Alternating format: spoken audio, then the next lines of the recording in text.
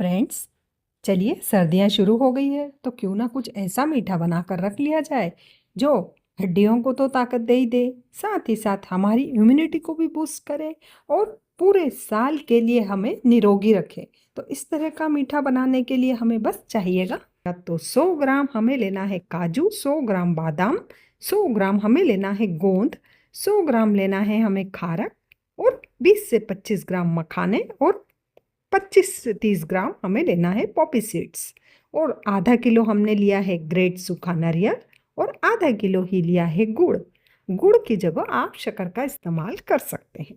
तो अभी हम 150 ग्राम घी को कढ़ाई में डालते हैं गर्म होने के लिए और जब गर्म हो जाए तब हम अपने सबसे पहले बादाम को फ्राई कर लेंगे। तो बादाम को हमें धीमी आंच पर 2 से 3 मिनट घी में फ्राई करना है ताकि बादाम का टेस्ट भी बढ़ जाएगा और बादाम कई दिनों तक खराब भी नहीं होंगे। तो चलिए बादाम तो फ्राई हो गए हैं, अब काजू को भी फ्राई कर लेते हैं।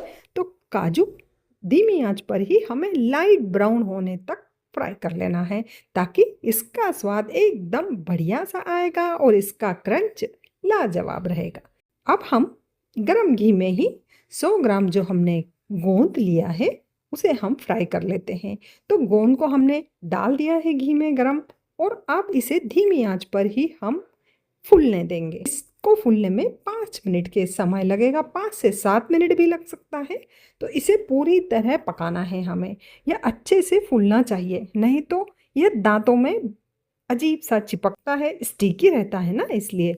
तो बस देखिए इस तरह से एकदम अच्छे से अंदर तक पक जाए तब ही इसे निकालिए, नहीं तो 1-2 मिनट और फ्राई होने दीजिए। तो चलिए गोंद भी हमारा फ्राई हो गया है। तो अब हम जो हमने गीला खारक लिया है उसे भी हम सॉफ्ट कर लेते हैं। तो डेट्स, खारक या खजूर आप कुछ भी लें, थोड़ा सा इसे गर्म कर लें ताकि यह सॉफ्ट भी हो जाएगा। इसमें अगर कुछ बैक्टीरिया है तो वह भी खत्म हो जाएंगे। तो देखिए खारक भी फ्राई हो गया है। अब चलिए मखाने को भी हम फ्राई कर लेते हैं।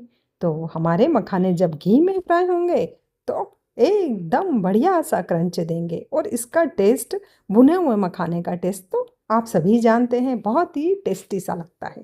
तो चलिए अभी हमारी सब फ्राइंग हो गई है और घी भी अब खत्म हो गया है। तो गर्म कढ़ाई में अब हम पॉपी सीड्स डालेंगे। तो खसखस के दाने हैं, इसे आप अवॉइड भी कर सकते हैं। इसमें बारीक बारीक मिट्टी के कण या रेती रहती है, तो आप पहले इसे चेक कर लीजिए, नहीं तो पूरे गोंद पाक में रेती हो सकती है, इसलिए इसे चेक करके ही लीजिए। और गर्म कढ़ाई है तो गुड़ भी डाल ही देते हैं। चलिए गुड़ में भी चेक कर लीजिएगा, मिट्टी हो, रेती हो या कोई कीड़े मकोड़े हो, वो चेक कर लीजिएगा पहले। और फिर इसमें हम 1 कप दूध डालकर इसे बॉईल होने देते हैं। आज हम पानी का उपयोग बिल्कुल भी नहीं करेंगे। तो चलिए ये उबलता है, तब तक हम अपने सारे ड्राई फ्रूट्स को ग्राइंड कर लेते हैं। तो चलिए हमारी ग्राइंडिंग तो कंप्लीट हो गई है। एक ट्रे में थोड़ा सा घी डालकर हम इसे ग्रीस करके रख लेते हैं। आप चाहें तो थाली भी ले लीजिए। मैंने पॉपी सीड्स को नीचे की तरफ भी डाल दिया है ताकि गोंद बर्फी में दोनों साइड से पॉपी सीड्स चिपके हुए रहेंगे। तो देखिए हमारी चाशनी भी उबलने लगी है। तो ये गुड़ का जो सिरप है वो अच्छे से उबलने लगा है। बस चलिए इसे भी चेक कर लेते हैं। हम उंगली की सहायता से ही इसे चेक कर पाएंगे आराम से। देखिए इसे उंगली से चेक कर लीजिए आप, एक मोटा सा तार बनेगा। हल्का सा ठंडे होने पर यह और स्टिकी हो जाएगा, इसलिए हम बस एक तार बनने पर ही सारा सामान मिक्स करने लगेंगे। तो सबसे पहले हम अपने ग्राइंड किए हुए चीज़ों को डालेंगे, गोंद, ड्राई फ्रूट्स, खारक। हम सभी इन चीज़ों को पहले अच्छे से गुड़ के साथ मिक्स कर लेंगे। तो इसमें लम्स नहीं रहना चाहिए, इसलिए हम सबसे पहले इन्हें ही मिला लेते हैं। तो अच्छे से जब मिक्स हो जाए तब हम अपना कीसा हुआ खोपरा, कोकोनट डाल देंगे। तो थोड़ा थोड़ा करके डालेंगे क्योंकि हो सकता है चाशनी कम लगे या ज़्यादा लगे, इसलिए हम थोड़ा थोड़ा करके ही इसमें मिक्स करेंगे। अगर आपको लगे कि चाशनी कम पड़ रही है तो कोकोनट को रोक लीजिए, और अगर आपको लग रहा है चाशनी ज़्यादा है तो थोड़ा सा ग्रेट कोकोनट और पीस के डाल दीजिए। तो इस तरह से हम थोड़ा-सा एडजस्ट कर सकते हैं। तो क्वांटिटी का एडजस्टमेंट चलेगा, कोई दिक्कत नहीं है। इस तरह अब हम इसे अच्छे से थोड़ी देर पकने देते हैं। धीमी आंच पर ही हम इसे पकने देंगे। तो धीमी-धीमी आंच पर जब यह पकेगी, तब इसमें से घी थोड़ा-थोड़ा आने लगेगा। आप इस टाइम पर चेक करके देख सकते हैं कि घी आ रहा है या नहीं। तो ऐसे उँगलियों से आप जब छू के देखेंगे इसे, तो आपकी उँगलियों में घी लगने लगेगा और कढ़ाई के किनारे भी छूटने लगेंगे। कढ़ाई के किनारे भी छूट गए हैं, घी भी आ गया है। चलिए फटाफट से इसे हम बिना देर किए ट्रे में बिछा देते हैं। गरम-गरम ही हम इसे फैला देंगे, नहीं तो ठंडा होने पर यह जमने लगेगा। तो इस तरह से गरम-गरम ही हम फैला देंगे और जो हमारे पॉपी सीड्स हैं, उसे भी हम थोड़ा-थोड़ा करके डाल देंगे। आप चाहें तो मिक्सचर में साथ-साथ ही पॉपी सीड्स डाल सकते हैं।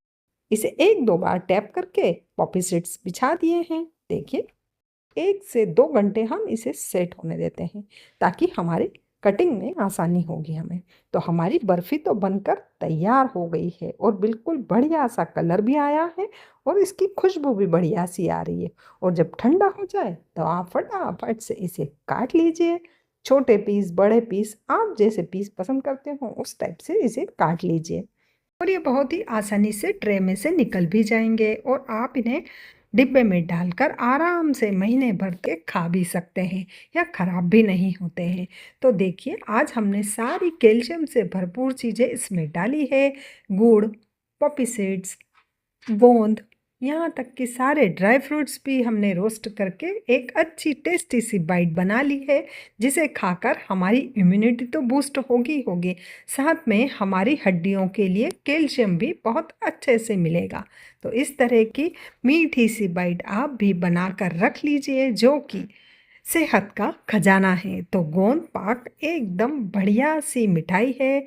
जैसे ही ठंड शुरू हो, इसे बनाकर रख लीजिए और आराम से इसे 1 महीने तक आप इस्तेमाल कीजिए। यह आपकी हेल्थ में इम्प्रूवमेंट करेगी और साल भर तक आपको बीमारियों से बचाए रखेगी।